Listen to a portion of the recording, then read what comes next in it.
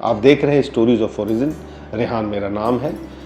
आज की दुनिया में सबसे बड़ी समस्या जानकारी की कमी नहीं है, बल्कि जानकारी की बाढ़ है। डैनियल लेविटिन कहते हैं कि हमारा दिमाग एक समय में सीमित जानकारी ही संभाल कर रख सकता है, और इसीलिए लगातार नोटिफिकेशन, ईमेल, मैसेजेस, मल्टीटास्किंग हमें थका देती है और ध्यान को कमज़ोर करती है, जिसको बोलते हैं अटेंशन डेफिसिट। और आज के डेट में ये बड़ा क्वाइंट है।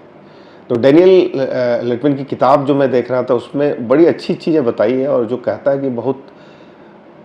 कि जो चीज़ें हैं उसको आप वर्गीकृत, मतलब सेग्रीगेट करके जीवन में सरल व्यवस्था को बनाओ, एकदम लाइफ को ईजी बनाइए।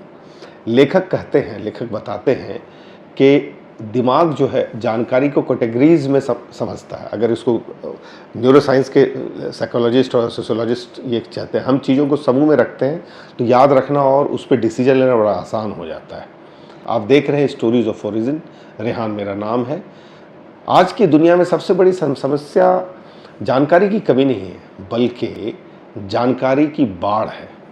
और डैनियल अपनी किताब में ये कहते हैं कि द ऑर्गेनाइज माइंड जो बुक है, ये बताती है कि हमारा दिमाग जो है वो सीमित है, इसलिए हम लिखते हैं, बांटते हैं और अपनी दिनचर्या को सरल बनाते हैं।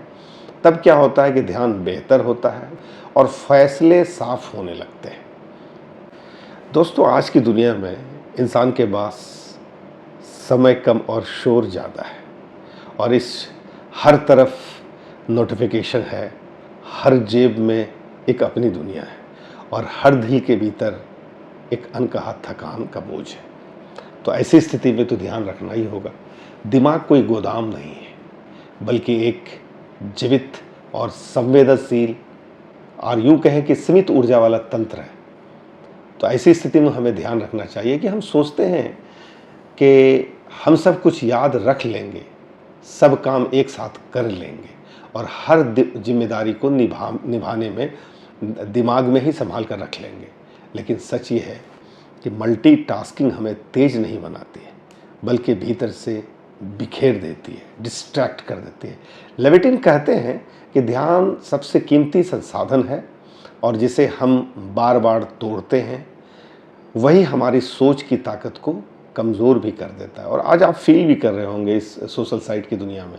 एक बहुत सुंदर सच्चाई ये किताब दिखाती है, जो बातें ज़रूरी हैं उन्हें दिमाग में नहीं बल्कि सिस्टम में रखा जाए, लिख कर, बांट कर, इसको सेग्रीगेट कर अपने मन को सांस लेने दिया जाए तो ज़्यादा अच्छा है।